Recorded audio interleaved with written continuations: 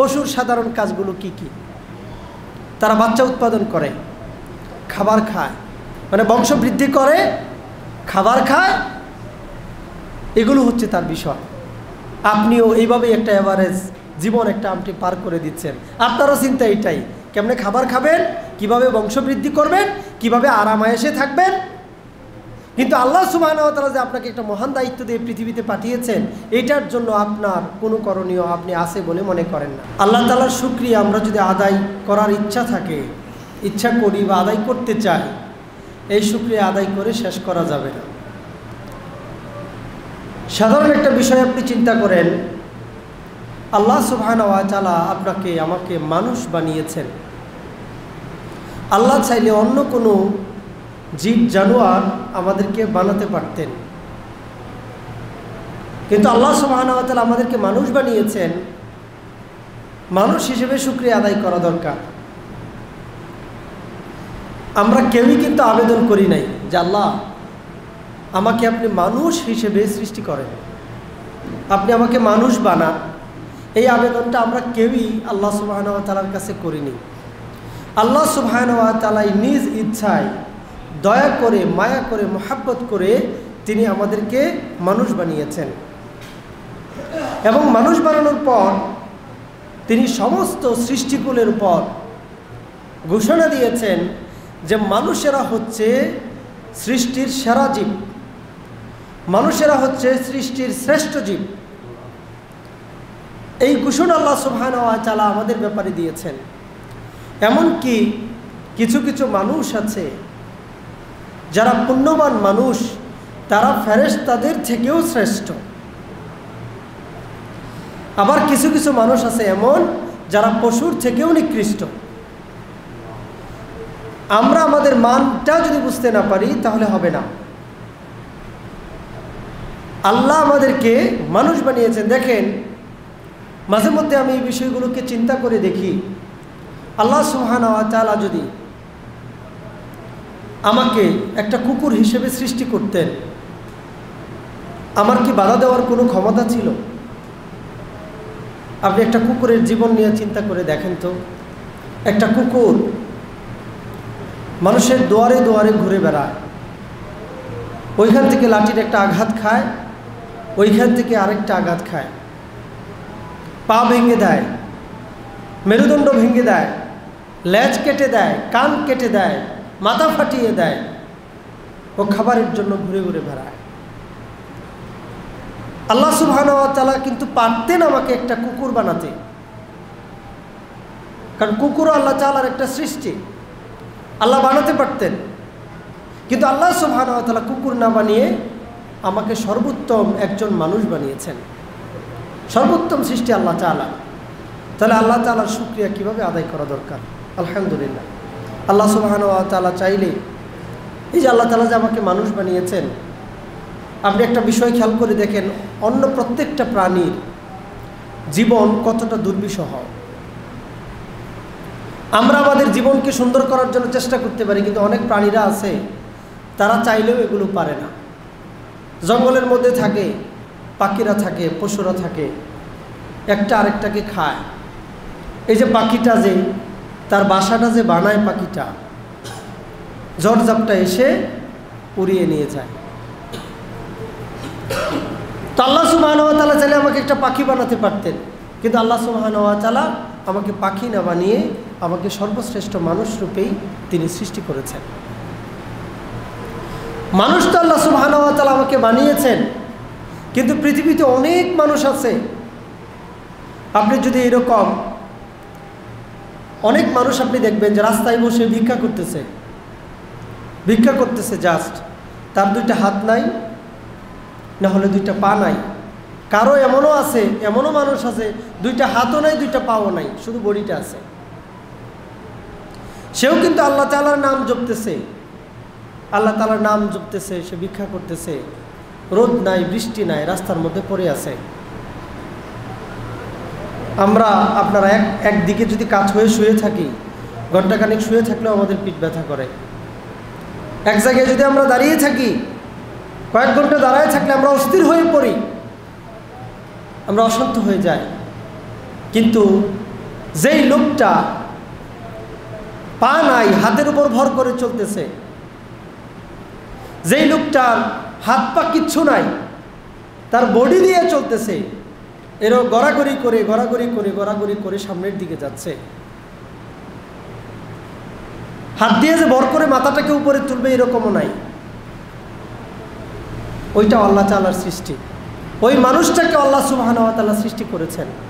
আল্লাহ তাআলা চাইলে আমাদেরকে এইভাবে সৃষ্টি করতে পারতেন, জন্মগতভাবে, যে তোমাকে দুইটা হাত দিলাম না। আমাদের কি করার ছিল বলেন? আল্লাহ যদি জন্মগতভাবে আমাদেরকে এমনভাবে সৃষ্টি করতেন যে আমাদের দুইটা পা নাই, আমাদের কি করার ছিল আপনি বলেন? আল্লাহ সুবহানাহু ওয়া তাআলা আমাদেরকে দিলেন। কি পরিমাণ শুকরিয়া আল্লাহ সুবহানাহু ওয়া তাআলার আদায় করা দরকার। আল্লাহ সুবহানাহু ওয়া তাআলা আমাদেরকে ভালো একটা দেশে, ভালো একটা ভূমিতে, ভালো একটা পরিবারে জন্মগ্রহণ করেছেন, সৃষ্টি করেছেন আল্লাহ তাআলা।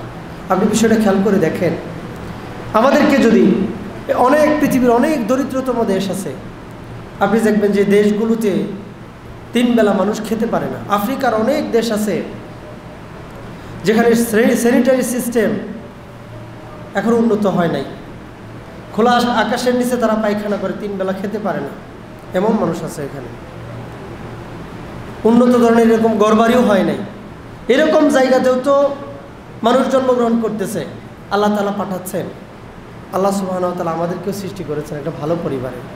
তাহলে এটার জন্য আল্লাহ তাআলা শুকরিয়া আদায় করা দরকার, যে আল্লাহ সুবহানাহু ওয়া তাআলা আমি ভালো সাপোর্ট পেতে পারি এইরকম একটা পরিবারে আল্লাহ সুবহানাহু ওয়া তাআলা আমাদেরকে সৃষ্টি করেছেন।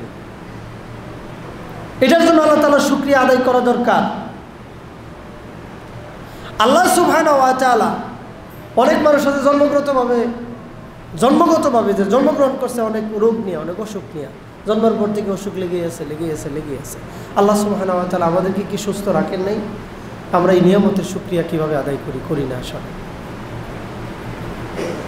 আল্লাহ সুবহানাহু ওয়া তাআলা এই যে আমাদেরকে বিভিন্ন দিক থেকে শ্রেষ্ঠত্ব দিয়েছেন, আমাদেরকে আল্লাহ সুস্থ রেখেছেন, আল্লাহ আমাদেরকে মানুষ বানিয়েছেন, আল্লাহ আমাদেরকে ভালো একটা পরিবারে। আপনি যদি এটাও খেয়াল করেন, বাংলাদেশের মধ্যেও এমন অনেক প্রত্যন্ত অঞ্চল আছে, এই যে যারা পাহাড়ি এলাকার মধ্যে থাকে, ওই যে বান্দরবন, খাগড়াছড়ি যে পাহাড়ি এলাকাগুলো আছে, ওইখানে কেউ যদি বোঝা বহন করে বা অন্য কোনো খরচ দিয়ে খাবার নিয়ে যেতে চায়, তাহলে ওই খাবারের থেকে আরও বেশি বিল উঠে যায়।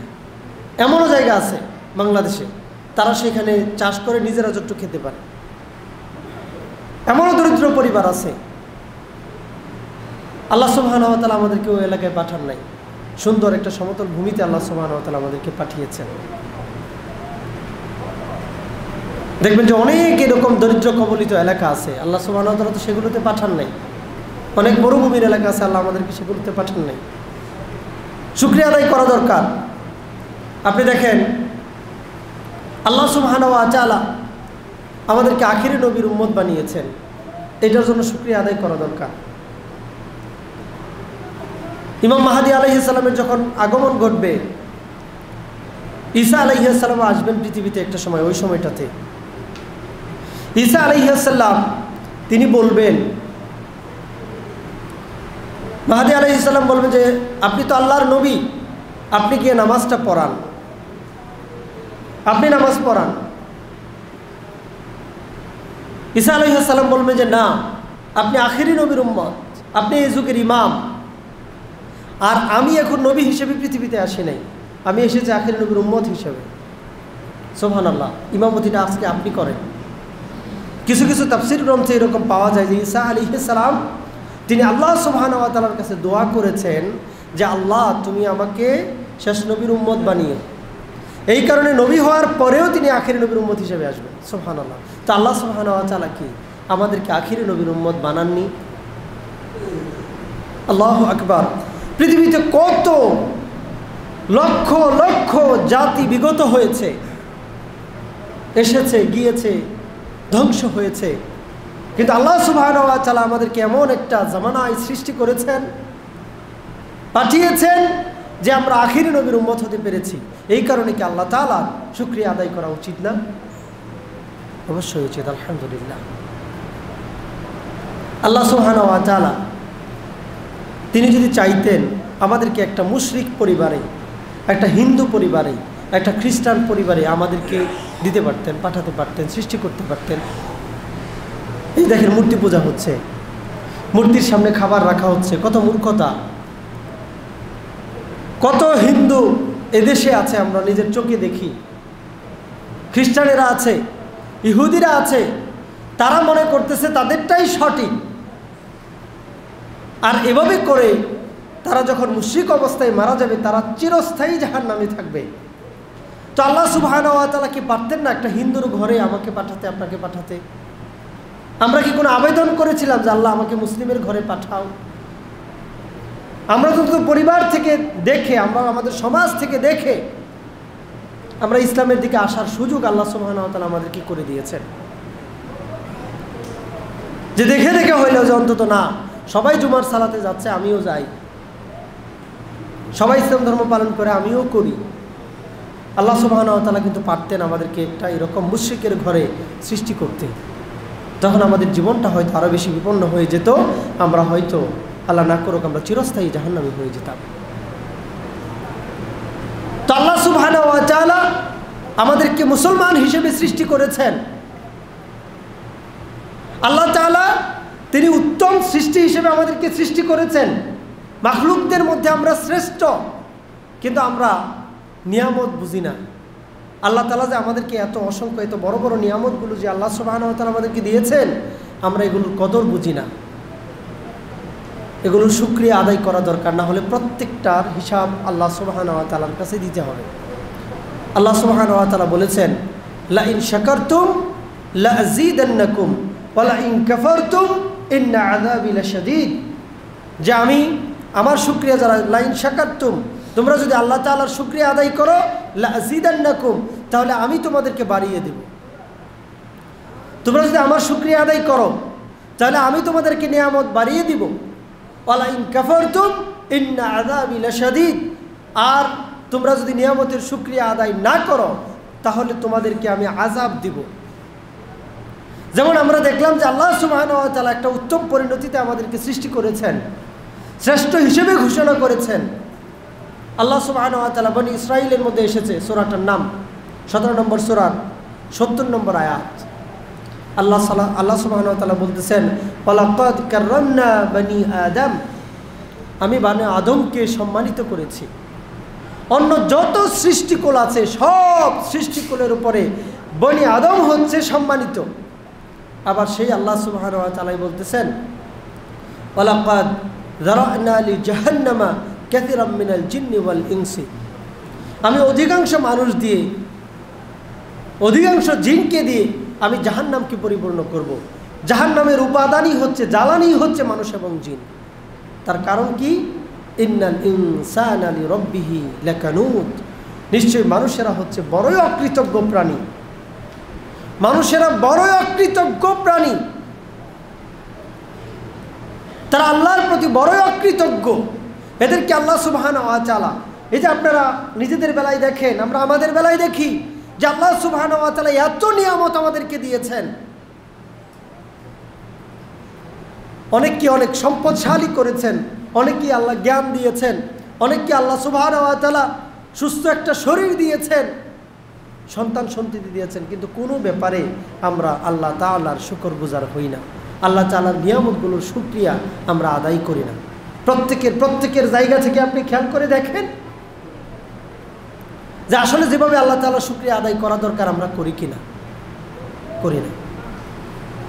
আল্লাহ যেভাবে আমাদেরকে সম্মানিত করেছেন, চাইলে আল্লাহ সুবহানাহু ওয়া তাআলা এর উল্টাটাও করতে পারতেন, কিন্তু আল্লাহ সুবহানাহু ওয়া তাআলা আমাদেরকে সৌভাগ্যবান করেছেন। এখন আমরা যদি নিজেদেরটা নিজেরা না বুঝি তাহলে হবে না। আপনাকে তো চেষ্টা করতে হবে নিজের জীবনের পরিবর্তন করার জন্য। আল্লাহ সুবহানাহু ওয়া তাআলা আমাদেরকে দুইটা পরিচয় দিয়েছেন কোরআনুল কারীমে, এর থেকে বড় সম্মান আর হতে পারে না।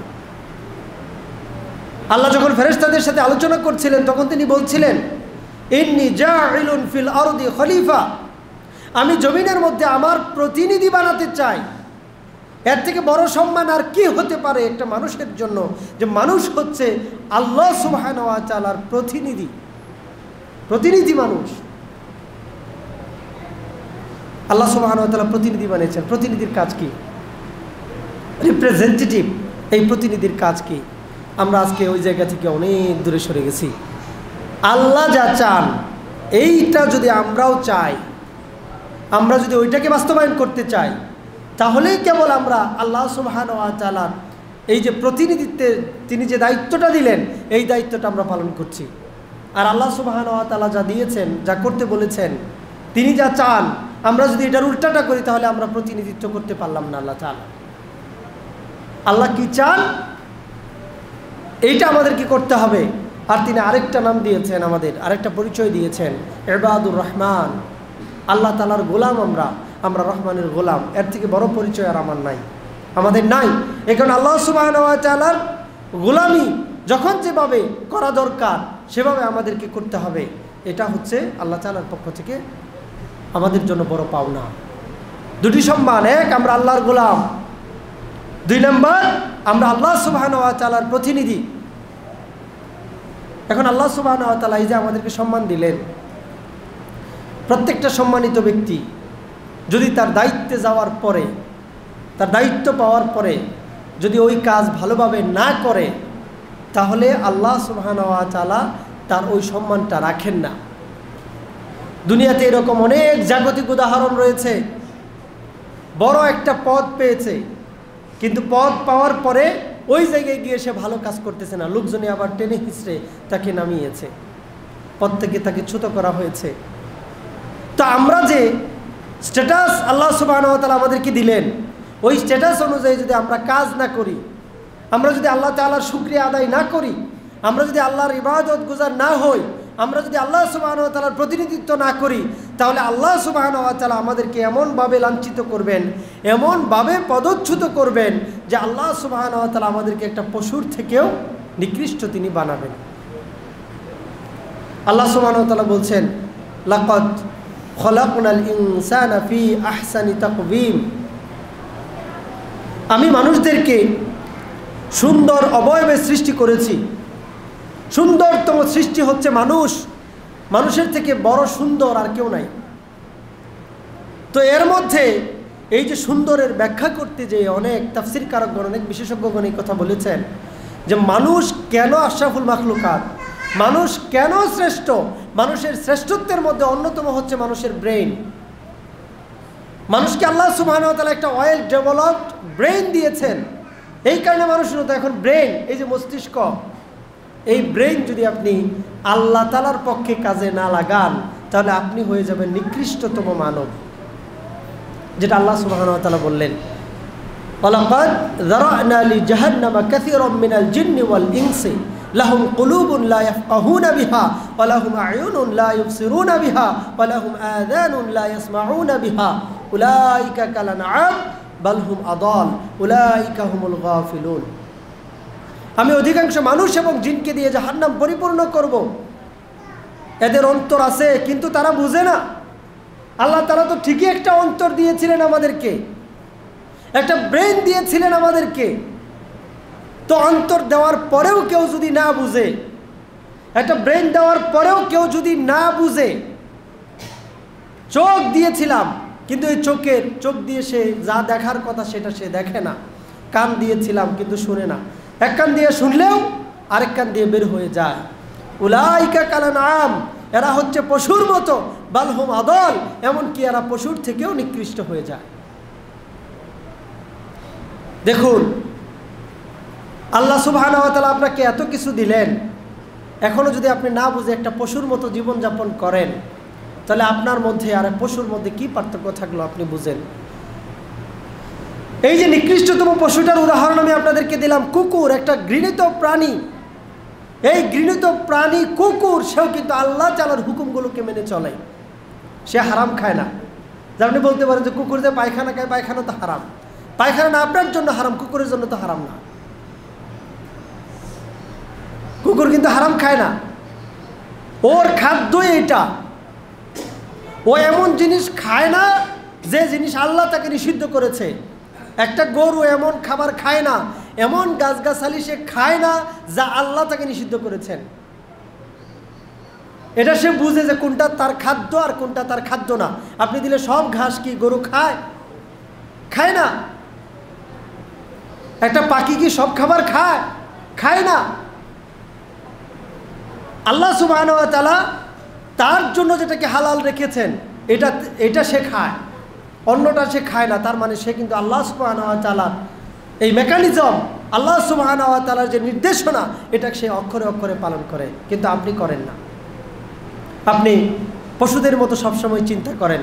একটা পশুর জীবন আর আপনার জীবনের মধ্যে কোনো পার্থক্য আমি দেখি না। অনেক মানুষ আছে দেখি না এই পার্থক্যগুলো। পশুর সাধারণ কাজগুলো কি কি? তারা বাচ্চা উৎপাদন করে, খাবার খায়, মানে বংশ বৃদ্ধি করে, খাবার খায়, এগুলো হচ্ছে তার বিষয়। আপনিও এইভাবেই একটা অ্যাভারেজ জীবন একটা আপনি পার করে দিচ্ছেন। আপনারও চিন্তা এইটাই, কেমনে খাবার খাবেন, কিভাবে বংশবৃদ্ধি করবেন, কিভাবে আরামায়েশে থাকবেন। কিন্তু আল্লাহ সুবহানাহু ওয়া তাআলা যে আপনাকে একটা মহান দায়িত্ব দিয়ে পৃথিবীতে পাঠিয়েছেন, এটার জন্য আপনার কোনো করণীয় আপনি আছে বলে মনে করেন না। আল্লাহ তাআলা এই দায়িত্বটা আমাদেরকে দিয়েছেন। যদি এমনই হয়তো আরামায়েশের জীবন, রাসূলুল্লাহ সাল্লাল্লাহু আলাইহি সাল্লাম আরামায়েশের জীবন কাটাতে পারতেন, সাহাবায়ে কেরাম আরামায়েশের জীবন কাটাতে পারতেন। একটা পশু তার কোনো আখেরাত নাই, একটা পশু তার কোনো আখেরাত নাই, কিন্তু আপনার কিন্তু আখেরাত আছে। একটা পশু যখন মারা যাবে, পশুর বিচার ফয়সালা ওই পর্যন্তই। একটা শিংওয়ালা ছাগল দুনিয়াতে থাকতে শিং ছাড়া ছাগলকে গুঁতা দিয়েছিল। কিয়ামতের মাঠে বিচার হবে কিভাবে? বিচার হবে হচ্ছে যেটার শিং ছিল না, আল্লাহ ওইটাকে শিং দিয়ে দিবে, ও একটা গুঁতা মারবে, শেষ। এরপরে বলবে যে মাটি হয়ে যাও, সব মাটি হয়ে যাবে। কিন্তু আপনার জীবন যদি আপনি পশুর মতো এইভাবে চিন্তা করেন, তাহলে এটা হবে না। কারণ আপনার জন্য আরেকটা গোল নির্ধারণ করা আছে। জিন এবং মানুষের জন্য আল্লাহ সুবহানাহু ওয়া তাআলা এই জান্নাত এবং জাহান্নামের ফয়সালা করবেন। তা আপনার জীবন তো একটা পশুর জীবনের মতো হবে না। আপনি যদি মানে ওই রকমই জীবনযাপন করেন, শুধুমাত্র আরামায়েশ খুঁজেন, শুধুমাত্র এই খুঁজেন সেই খুঁজেন, হবে না। বরং আপনাকে যদি কষ্টের জীবন বরণ করতে হয় জান্নাতে যাওয়ার জন্য, সেটার জন্য আপনাকে প্রস্তুতি নিতে হবে। এই সুযোগ তো আপনি পাবেন না। মরার পরে তো আর আপনার সুযোগ নাই। মরার পরে তো গোল দুইটাই, হয় জান্নাত না হলে জাহান্নাম।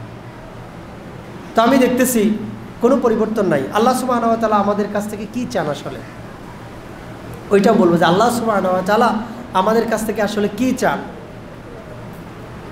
দেখেন আপনি একটা বিষয়, একটা পশুকে আপনি খাবার দিলেন, ও খাবারটা খাওয়ার পরে ও যতটুক তার দরকার এতটুক সে খাবে, খাওয়ার পরে সে এখান থেকে চলে যাবে, তার আর বাকিটা দরকার নাই। কিন্তু একটা মানুষ, তার কত লাগে, তার যে খাই খাই স্বভাব, আপনি বিষয়টা খেয়াল করে দেখেন, তার কত লাগে। সে নিজেও বুঝতেছে যে তার 14 গোষ্ঠী, তার 14 পুরুষ খায়া শেষ করতে পারবে না, কিন্তু সে আল্লাহর রাস্তায় দান করবে না, সে মানুষদেরকে দিবে না। তো কি একটা নিকৃষ্টতম চিন্তার মধ্যে ওই ব্যক্তিটা আছে, আপনি খেয়াল করে দেখেন।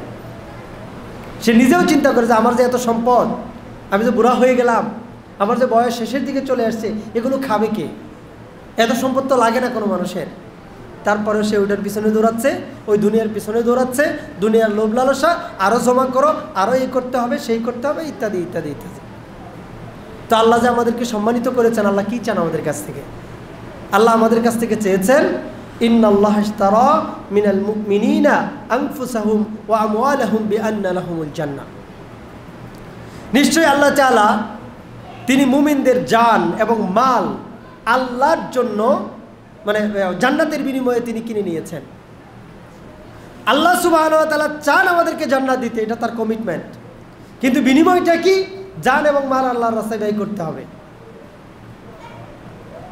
তো জানের কতটুকু অংশ আপনি দিচ্ছেন, আপনার জীবনের কতটুকু অংশ আপনি দিচ্ছেন?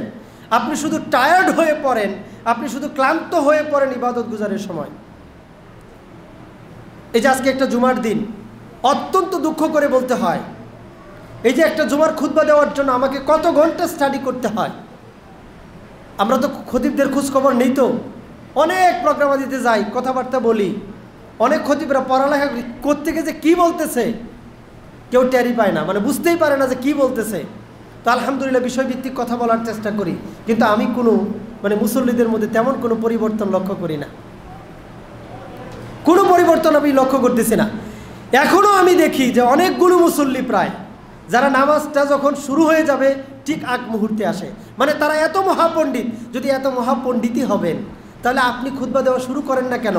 আপনি কেন দাওয়াতি কাজে নামেন না? লোকজন উপকৃত হোক, যে আপনার কাছে মনে হচ্ছে আপনি সবই জানেন, না হলে আপনি কি করতেছেন? এর থেকে উত্তম কোন কর্মটা করার কারণে আপনি এখনো ঘরে বসে আছেন? কেন আপনার 20টা মিনিট লেট হলো? গুরুত্ব দিচ্ছেন না। তো গুরুত্ব না দিলে কি আপনার মৃত্যুটা আপনি ঠেকায় ফেলতে পারবেন? আপনি যদি আমাকে 1 পয়সা মূল্য না দেন, গুরুত্ব না দেন, আপনার মৃত্যুটা কি 1 সেকেন্ড পরে হবে? আপনার কি হাসন মিজান হবে না? আল্লাহর কাছে কি জবাব দিতে হবে না? হবে। আপনি আমাকে গুরুত্ব দেন না, এটার অর্থ হচ্ছে আপনি কোরআন হাদিসকে গুরুত্ব দেন নাই, আপনি জুমার খুতবাটাকে গুরুত্ব দেন নাই, আপনি নামাজটাকে গুরুত্ব দেন নাই। তো জানেন কতটুকু অংশ আপনি দিয়েছেন, কত পার্সেন্ট অংশ আপনি দিয়েছেন? আর মালের কথা যদি বলি, অত দুঃখের বিষয় এগুলো। আমাদের চয়েস হচ্ছে সবথেকে মন্দ অর্থটা আল্লাহর জন্য দেওয়া। আল্লাহকে আপনি এতই ভালোবাসেন, সবথেকে মন্দটা আপনি আল্লাহর জন্য দেন, আল্লাহকে ভালোবাসে দেন। আপনি নিজে যখন আপনার সন্তানকে কোনো টাকা দেন, তখন আপনি কচকচা নোটটা দেওয়ার চেষ্টা করেন। কেন? কারণ আপনি আপনার সন্তানকে ভালোবাসেন।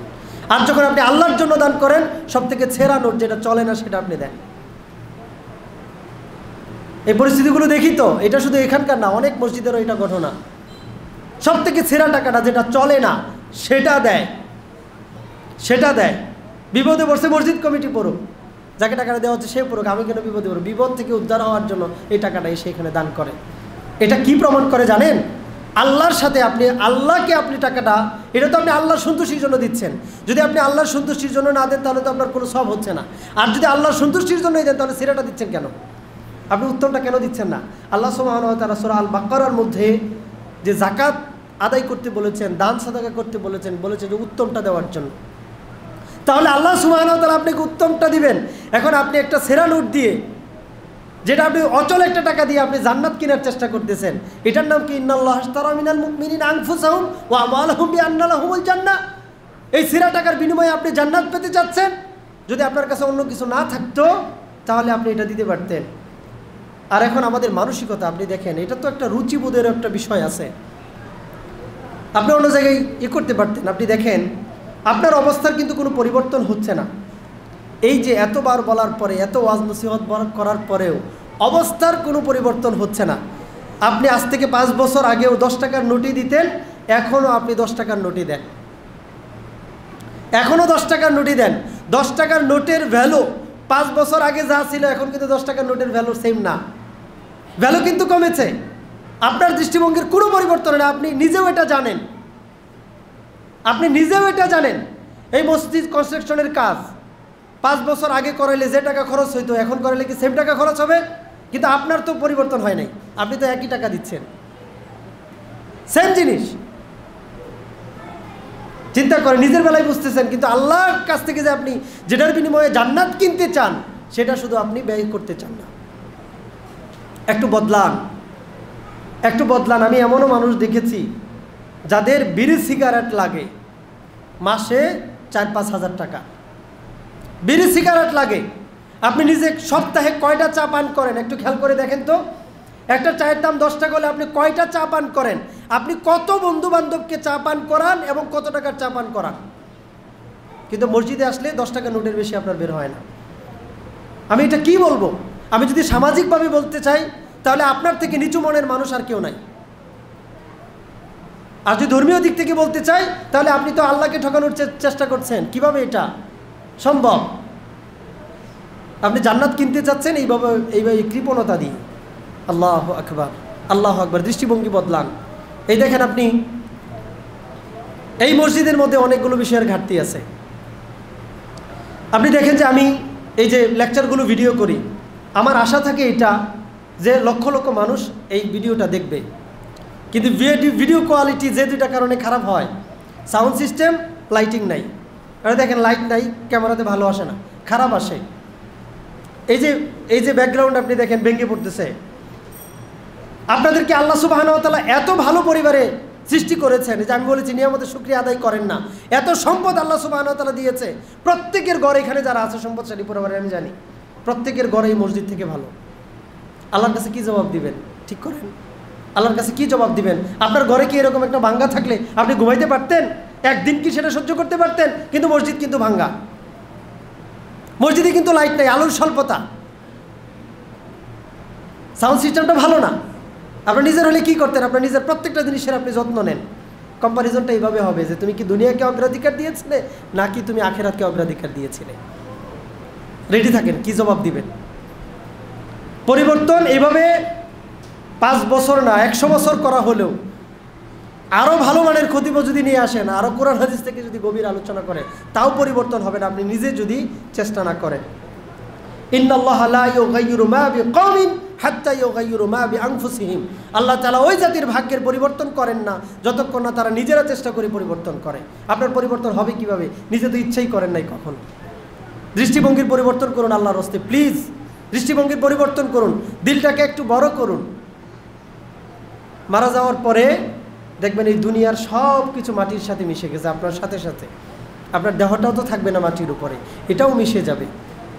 অতএব যেটা যাবে সেটার জন্য আপনি চেষ্টা করুন। আল্লাহ সুবহানাহু ওয়া তাআলার রাস্তায় একটু বেশি বেশি করে দান করার চেষ্টা করুন, সময় দেওয়ার চেষ্টা করুন আল্লাহ তাআলাকে।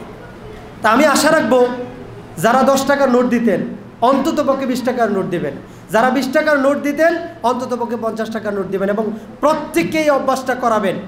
প্রত্যেককেই আপনি নিজে যেমন টাকা নিয়ে আসবেন পকেটে করে, আপনি আপনার সন্তানের পকেটেও 20 টাকা আলাদা করে দিবেন যে যাও তুমি এই মসজিদের মুসল্লি, তুমি আরও 20 টাকা দাও। এভাবে করে সন্তানকে অভ্যাস করান। সে যে দান করার অভ্যাস তার যে গঠিত হবে, এই অভ্যাসের কারণে আপনিও সব পাবেন। কারণ তারপরে মন চাইবে যে আমি বাবার পক্ষ থেকে কিছু টাকা পয়সা দান করি আল্লাহর কাছে, এটা মন চাইবে। কিন্তু আপনি তো এটা কোনোদিনও চিন্তা করেন না যে আমি আমার সন্তানকে দিয়ে কয়েকটা টাকা দান করাই, দেই তার হাতে তুলে দেই, এটা আপনি করান না। আল্লাহ সুবহানাহু ওয়া তাআলা আমাদেরকে বুঝদান করুন, আমিন। তো এইভাবে করে চেষ্টা করবেন ইনশাআল্লাহ।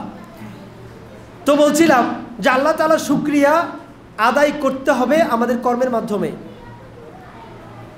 এখান থেকে আমরা কি শিক্ষা নিতে পারি? দেখেন, আল্লাহ সুবহানাহু ওয়া তাআলা যেমন আপনাকে শ্রেষ্ঠ জীব হিসেবে সৃষ্টি করেছেন, এই শ্রেষ্ঠত্বের স্বাক্ষর আপনাকে সব জায়গায় রাখতে হবে। পশুত্বের মতো জীবনযাপন করলে হবে না। পশুরা যেমন আরাম আয়েশ খুঁজে, এই খুঁজে সেই খুঁজে, এগুলো না। বংশবৃদ্ধি, খাওয়া দাওয়া, আরাম আয়েশ, ব্যাস। এটার মধ্যে জীবনকে আটকে রাখবেন না কখনো। আল্লাহ যে সুনির্দিষ্ট প্ল্যান করে আপনাকে সৃষ্টি করেছেন প্রতিনিধিত্ব দিয়ে, আপনি এই প্রতিনিধির দায়িত্ব পালন করেন, আল্লাহর সর্বশ্রেষ্ঠ গোলাম হওয়ার জন্য চেষ্টা করেন ইনশাআল্লাহ। এরপরে ব্রেনটাকে কাজে লাগান, আপনার মর্যাদাকে আপনি খুঁজে বের করার চেষ্টা করুন।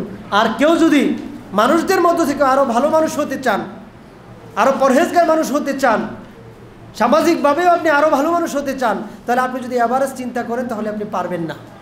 অবশ্যই ভালো কিছু চিন্তা করতে হবে ইনশাআল্লাহ। সর্বোপরি এই যে এত কথা বলার পরেও অন্তরের মধ্যে দাগ কাটে না কেন? আপনি কোরআন হাদিসকে মূল্যায়ন করতে শিখুন। সাহাবায়ে কেরামের জীবন এত সুন্দর ছিল, তার কারণ ছিল তারা কোরআনের সব থেকে কাছাকাছি থাকতে পেরেছিলেন। জাহিলিয়াতকে বর্জন করে তারপরে কোরআনের কাছাকাছি আসার চেষ্টা করুন। তো আপনি মাত্রই জাহিলিয়াত ত্যাগ করে জাহিলিয়াতের কারণেই খুতবা শুনতে আসতে পারেন। যেই লোকটা দেরি করে খুতবা শুনতে আসে, কি করতেছিল এই লোকটা?